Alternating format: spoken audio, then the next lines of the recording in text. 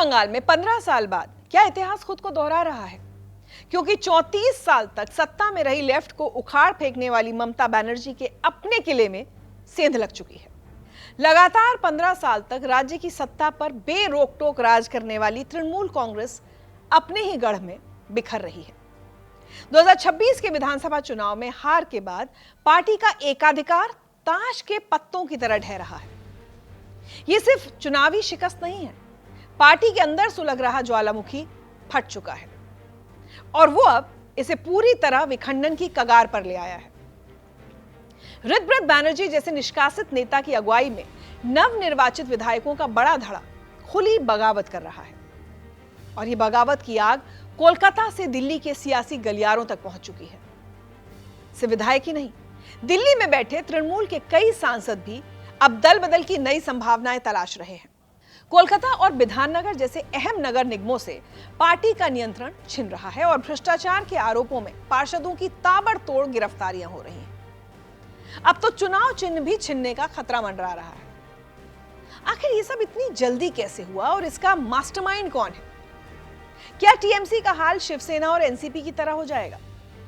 अनकही में आज पश्चिम बंगाल की राजनीति के हर पहलू पर मैं आपसे बात करूंगी। 4 मई 2026 को जब बंगाल विधानसभा के चुनावी नतीजे सामने आए तो राज्य के राजनीतिक इतिहास में नया अध्याय जुड़ गया। सत्ता के शिखर पर बैठी ममता बनर्जी की कुर्सी छिन चुकी थी। तृणमूल कांग्रेस महज 80 सीटों पर सिमटकर मुख्य विपक्षी दल बन गई थी। लेकिन इस करारी हार से पार्टी संभल पाती, उससे पहले ही ऐसी अंदरूनी लड़ाई शुरू हुई जिसने पार्टी को दो फाड़ कर दिया। नतीजों के ठीक 2 दिन बाद यानी 6 मई को तृणमूल कांग्रेस ने विधानसभा में विपक्ष का नेता चुनने के लिए अहम बैठक बुलाई। पार्टी आलाकमान ने तय किया कि अनुभवी नेता शोभन देव चट्टोपाध्याय लीडर ऑफ ऑपोजिशन होंगे, जबकि आशिमा पात्रा और नैना बंदोपाध्याय को उपनेता बनाया जाएगा। इस नियुक्ति का प्रस्ताव पत्र विधानसभा अध्यक्ष रथींद्र बोस को सौंपा गया, जिस पर दावा था कि 70 विधायकों के दस्तखत हैं। करीब 3 हफ्ते तक सब कुछ ठीक चलता रहा, लेकिन 27 मई को अचानक कहानी में नया मोड़ आया। संदीपन साहा के साथ मिलकर कुछ विधायकों ने विधानसभा अध्यक्ष को लिखित शिकायत सौंपी। उन्होंने आरोप लगाया कि शोभन देव चट्टोपाध्याय को विपक्ष का नेता बनाने वाले प्रस्ताव पत्र पर कई विधायकों के दस्तखत फर्जी हैं। टीएमसी की इस अंदरूनी कलह के बीच 1 जून 2026 को पश्चिम बंगाल के नए मुख्यमंत्री शुवेंदु अधिकारी ने प्रेस कॉन्फ्रेंस की। सीएम ने खुलासा किया कि राज्य की सीआईडी जांच में कुछ विधायकों ने कैमरे पर कबूल किया है कि उन्होंने प्रस्ताव पत्र पर दस्तखत किए ही नहीं थे। दरअसल विधानसभा सचिवालय की शिकायत पर जांच सीआईडी को सौंपी गई थी, जिसने मामले की तह तक जाने के लिए जांच शुरू कर दी और लिस्ट सौंपने वाले तृणमूल के राष्ट्रीय महासचिव अभिषेक बैनर्जी को पूछताछ के लिए समन जारी कर दिया गया। फर्जी हस्ताक्षर विवाद से बौखलाए तृणमूल नेतृत्व ने तुरंत अनुशासनात्मक रास्ता अपनाया। मुख्यमंत्री की प्रेस कॉन्फ्रेंस के ठीक 15 मिनट बाद पार्टी आलाकमान ने बगावत करने वाले नेताओं को प्राथमिक सदस्यता से निष्कासित कर दिया, लेकिन आलाकमान का दांव पूरी तरह उल्टा पड़ गया। इस कार्रवाई ने विद्रोह को कुचलने के बजाय आग में घी डालने का काम किया। 2 दिन बाद यानी 3 जून 2026 को बंगाल की राजनीति का सबसे बड़ा तख्ता पलट देखा गया। टीएमसी का बागी गुट 58 नवनिर्वाचित विधायकों के दस्तखत वाला नया पत्र लेकर विधानसभा अध्यक्ष के पास पहुंच गया। चूंकि वर्तमान विधानसभा में तृणमूल के कुल 80 विधायक हैं, इसलिए दल बदल विरोधी कानून के तहत 2/3 बहुमत साबित करने के लिए 53 विधायकों की जरूरत थी, जिसे बागी गुट आसानी से पार कर गया। संख्या बल को देखते हुए विधानसभा अध्यक्ष ने बागी धड़े को अलग विधायी पार्टी के रूप में मान्यता दे दी और उन्हें लीडर ऑफ ऑपोजिशन चेंबर की चाबियां सौंप दी। ये कदम सीधे तौर पर अभिषेक बैनर्जी के नियंत्रण और पार्टी को कॉर्पोरेट तरीके से चलाने के खिलाफ खुला विद्रोह था। अब काफी देर से आप सोच रहे होंगे कि ये ऋतव्रत बैनर्जी कौन है, जिन्होंने ममता बनर्जी के अभेद्य किले में इतनी बड़ी सेंध लगा दी। 15 नवंबर 1978 को जन्मे ऋतव्रत बैनर्जी की राजनीतिक यात्रा बेहद दिलचस्प और नाटकीय रही है। कलकत्ता यूनिवर्सिटी से पढ़े ऋतव्रत ने अपने सफर की शुरुआत सीपीएम के छात्र संगठन से की थी। बोलने की कला और जबरदस्त संगठनात्मक कौशल के चलते वो पार्टी में तेजी से आगे बढ़े और 2014 में राज्यसभा सांसद बने। लेकिन 2017 में सीपीएम ने उन पर पार्टी की विचारधारा के खिलाफ आलीशान जीवन जीने का आरोप लगाया। चर्चाएं थी कि वो बेहद महंगी एप्पल वॉच और मोबला पेन का इस्तेमाल करते थे। इस कारण उन्हें पार्टी से निकाल दिया गया।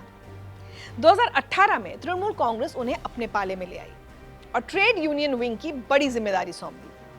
2021 और फिर 2026 में भी ऋतव्रत ने उलुबेड़िया पूर्वा सीट से अपनी जीत दर्ज कराई, लेकिन चुनाव जीतते ही सुवेंदु अधिकारी के साथ हुई उनकी मुलाकात ने इस बगावत की पटकथा लिख दी। ऋतव्रत ने विधानसभा के अंदर जो बगावत की चिंगारी सुलगाई थी, वो बहुत तेजी से देश की राजधानी दिल्ली पहुंच गई। पश्चिम बंगाल में विधायकों के टूटने के बाद अब तृणमूल कांग्रेस का संसदीय दल भी विभाजन की कगार पर खड़ा है। सियासी गलियारों में चर्चाएं गर्म है कि टीएमसी के कई लोकसभा और राज्यसभा सांसद अपनी नई राह तलाश रहे हैं। सांसदों के गुस्से की असल वजह भी वही है जो विधायकों की थी। पार्टी के कई दिग्गज नेता अभिषेक बैनर्जी के काम करने के तरीके से बेहद नाराज हैं। इसी को लेकर ममता बनर्जी ने अभिषेक के खिलाफ एक्शन लिया है। इस बारे में मैं आपको आगे बताऊंगी। पहले सांसदों की बात करते हैं। पार्टी के पुराने और अनुभवी नेताओं को महसूस हो रहा था कि दिल्ली की राजनीति में भी उनकी आवाज दबाई जा रही है। इस नाराजगी का असर अब जमीन पर दिखने लगा है। न्यूज 18 की रिपोर्ट के मुताबिक लोकसभा के लगभग 20 सांसद बागी गुट के संपर्क में हैं। कई जाने माने अभिनेता सांसद भी जल्द ही राजधानी पहुंचने की तैयारी में हैं। लेकिन क्या सांसदों के लिए टीएमसी से अलग होकर नया गुट बनाना इतना आसान है? तो जवाब है नहीं। दल बदल को रोकने के लिए संविधान में 10वीं अनुसूची शामिल की गई है, जिसे एंटी डिफेक्शन लॉ कहा जाता है। 1985 में 52वें संशोधन के जरिए इस कानून को लागू किया गया था। शुरुआत में नियम था कि अगर पार्टी के 1/3 सदस्य टूटते हैं तो उनकी सदस्यता बच जाएगी, लेकिन 2003 में 51वां संशोधन लाकर इसे सख्त कर दिया गया। नए नियम के मुताबिक अयोग्यता से बचने के लिए कम से कम 2/3 सदस्यों का सामूहिक रूप से टूटना जरूरी है, जैसा कि विधानसभा में हुआ है। लेकिन लोकसभा में इतना आसान नहीं है। कैसे? इसको समझिए। बशीरहाट के सांसद हाजी नूरुल इस्लाम के निधन के बाद लोकसभा में टीएमसी के 28 सांसद बचे हैं। दल बदल कानून के तहत लोकसभा में मान्यता दिलाने के लिए 28 में से कम 19 सांसदों का टूटना जरूरी है। इसी तरह राज्यसभा में 13 सांसद हैं, तो वहां भी कम से कम 9 सांसदों का एकमुश्त समर्थन चाहिए। ये कोई मामूली बात नहीं है। विधायकों के लिए राज्य में एकजुट होना फिर भी आसान होता है, लेकिन 19 सांसदों को एक ही समय पर नई दिल्ली में स्पीकर के सामने इकट्ठा करना लॉजिस्टिक्स के लिहाज से बड़ी चुनौती है। जब संसद का सत्र नहीं चल रहा हो तो सारे सांसद अपने अपने चुनाव क्षेत्रों या निजी कामों से अलग अलग शहरों में होते हैं। इन सभी को एक साथ दिल्ली बुलाना, बिना भनक लगे एक जगह इकट्ठा करना और फिर स्पीकर के पास पेश करना आसान नहीं है। इसके अलावा उनके सामने टीएमसी का राजनीतिक दबाव, व्हिप और कई तरह के प्रलोभन भी होंगे। नियम के इस चक्रव्यूह को पार करना बागी सांसदों के लिए अग्नि परीक्षा से कम नहीं है। अगर वो उसमें फेल हुए तो उनकी सदस्यता खत्म हो सकती है। पर फिलहाल तो धड़कनें ममता बनर्जी की बढ़ी हुई हैं। विधानसभा और लोकसभा के साथ साथ पश्चिम बंगाल के जमीनी प्रशासन में भी तूफान आया हुआ है, जिसने टीएमसी की जड़ों को हिला दिया है। विधायकों और सांसदों की बगावत से ज्यादा बड़ा संकट कोलकाता की सड़कों पर मंडरा रहा है। राज्य की राजनीति में नगर निगमों का ही नियंत्रण सत्ता की असली चाबी माना जाता है। अब ये चाबी ममता बनर्जी के हाथों से फिसल रही है। प्रशासनिक पतन का पहला झटका 4 जून को लगा, जब विधाननगर नगर निगम की मेयर कृष्णा चक्रवर्ती ने अपने पद से इस्तीफा दे दिया। उन्होंने खुले तौर पर माना कि अब जनता को बुनियादी नागरिक सेवाएं देना मुमकिन नहीं रह गया है। पार्टी इस झटके से उभरी भी नहीं थी कि 5 जून को उससे भी बड़ा झटका लगा। तृणमूल कांग्रेस के वरिष्ठ नेता और कोलकाता नगर निगम के मेयर फिरहाद हकीम ने भी अपना पद छोड़ दिया। राजनीतिक दबाव और जांच एजेंसी के खौफ ने उन्हें एक कदम उठाने पर मजबूर कर दिया। नियम के मुताबिक मेयर के इस्तीफा देते ही एमआईसी यानी मेयर इन काउंसिल खुद ब खुद भंग हो गई।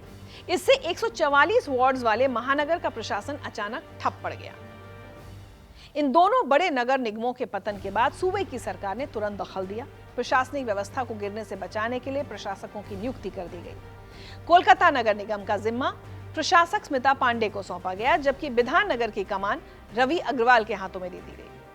लेकिन इस पूरे प्रशासनिक लकवे के पीछे की असल वजह मेयर्स का इस्तीफा नहीं था। असली कारण तो तृणमूल पार्षदों की गिरफ्तारी था। पिछले कुछ ही हफ्तों में रंगदारी, सिंडिकेट राज और डराने धमकाने के मामलों में पार्टी के कम से कम 8 पार्षद जेल जा चुके हैं। इनमें विश्वजीत मंडल, अरिजीत दास ठाकुर और सचिन सिंह जैसे बड़े नाम शामिल हैं।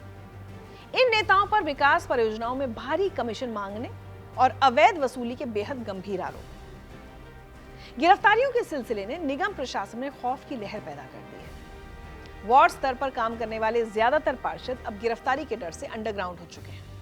उन्होंने अपने दफ्तरों में आना और जनता से मिलना तक बंद कर दिया है। इसका सबसे ज्यादा असर मॉनसून से ठीक पहले कोलकाता की ड्रेनेज और सीवरेज व्यवस्था पर पड़ा है। नालों की सफाई और जल भराव को रोकने का काम बीच में ही लटक गया है। इस माहौल में सीवरेज विभाग के प्रभारी तारक सिंह ने भी ये कहते हुए इस्तीफा दे दिया कि वो काम नहीं कर पा रहे हैं।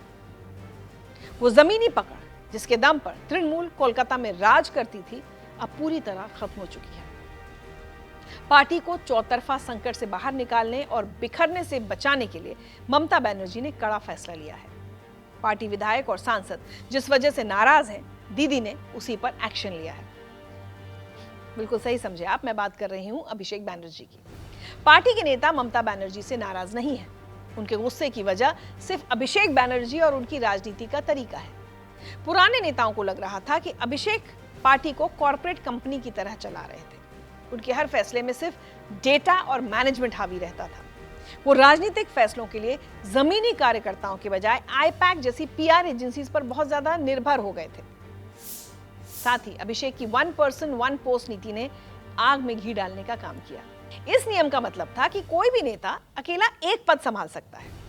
इस वजह से कई पुराने और दिग्गज नेताओं को उनके अहम पदों से हटा दिया गया था। विधायक और सांसद इसी माइक्रो मैनेजमेंट से घुट रहे थे और इसलिए उन्होंने ऋतव्रत बनर्जी का साथ चुना।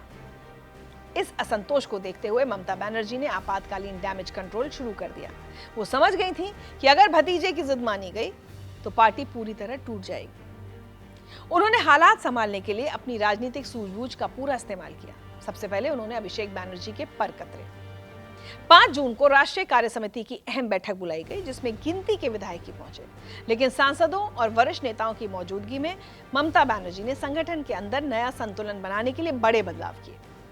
अभिषेक के वर्चस्व को पूरी तरह तोड़ने के लिए डेरेक ओब्रायन और डोला सेन को अहम जिम्मेदारी दी गई। दोनों को राष्ट्रीय संयुक्त सचिव बनाया गया। इसका मतलब है कि अब अभिषेक को कोई भी फैसला लेने से पहले इन दोनों नेताओं की सहमति लेनी होगी, यानी सामूहिक नेतृत्व को वापस लाया गया। इसके अलावा संगठन की कमान पुराने वफादारों के हाथों में सौंप दी गई। महिला नेता चंद्रिमा भट्टाचार्य को प्रदेश अध्यक्ष बनाया गया है। इससे पहले एक कुर्सी सुब्रत बख्शी के पास थी। वहीं बागी नेता ऋतव्रत बनर्जी के प्रभाव को खत्म करने के लिए मलय घटक को ट्रेड यूनियन का प्रमुख नियुक्त किया गया। ममता बनर्जी का डैमेज कंट्रोल असंतोष की आग बुझाने की बड़ी कोशिश थी। उन्होंने सत्ता का केंद्र वापस अपने पुराने नेताओं के इर्द गिर्द स्थापित कर लिया, लेकिन शायद तब तक काफी देर हो चुकी थी। डैमेज कंट्रोल की इन तमाम कोशिशों के बावजूद संकट अभी भी टला नहीं है। विधायकों और सांसदों की बगावत के बाद अब पार्टी के वजूद पर ही तलवार लटक रही है। बंगाल के सियासी ड्रामे को देखकर राजनीतिक विश्लेषकों को महाराष्ट्र की याद आ गई। 2022 में उद्धव ठाकरे की शिवसेना में एकनाथ शिंदे ने बिल्कुल ऐसी ही बगावत की थी। फिर अगले ही साल यानी 2023 में शरद पवार की पार्टी एनसीपी में उनके भतीजे अजित पवार ने भी यही खेल दोहराया था। इन दोनों मामलों में बागियों ने विधायकों का समर्थन जुटाकर असली पार्टी पर कब्जा कर लिया था। लेकिन ऐसा होता कैसे है? कड़ी मेहनत से बनी पार्टी को कोई बागी नेता इतनी आसानी से अपने कब्जे में कैसे ले लेता है? इसके पीछे चुनाव आयोग का अहम नियम काम करता है। इसे चुनाव चिन्ह आरक्षण और आवंटन आदेश 1968 कहा जाता है। जब भी किसी पार्टी में ऐसी टूट होती है तो चुनाव आयोग बहुमत परीक्षण का सिद्धांत अपनाता है। आम बोलचाल में कहें तो चुनाव आयोग सिर्फ ये देखता है कि किस गुट के पास ज्यादा विधायक और ज्यादा सांसद मौजूद है।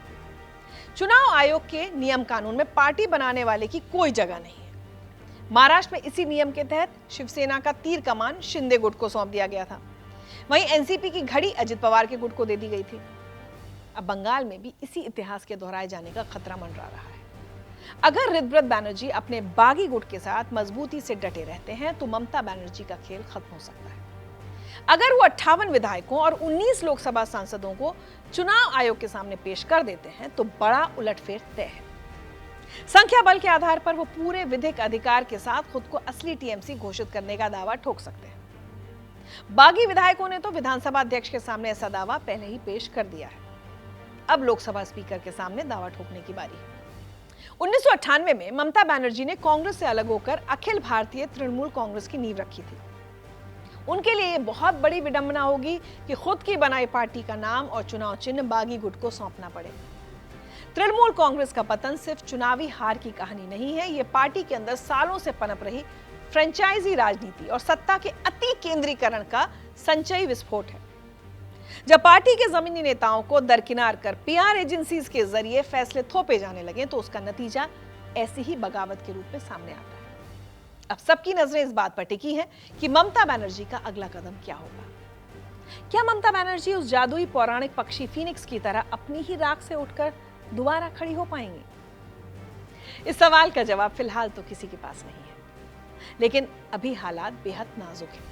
जिस जुझारू तेवर के साथ ममता बनर्जी ने वामपंथ के 34 साल पुराने किले को उखाड़ फेंका था, आज वही पार्टी अपने ही अंतर्विरोध के बोझ तले दब रही है। ऐसा लग रहा है मानो तृणमूल कांग्रेस अब इतिहास के पन्नों में दर्ज होने की कगार पर है। आप लोगों को क्या लगता है? टीएमसी के भविष्य को लेकर आप जो भी सोचते हैं उसे कमेंट सेक्शन में लिखकर जरूर हमारे साथ शेयर करें।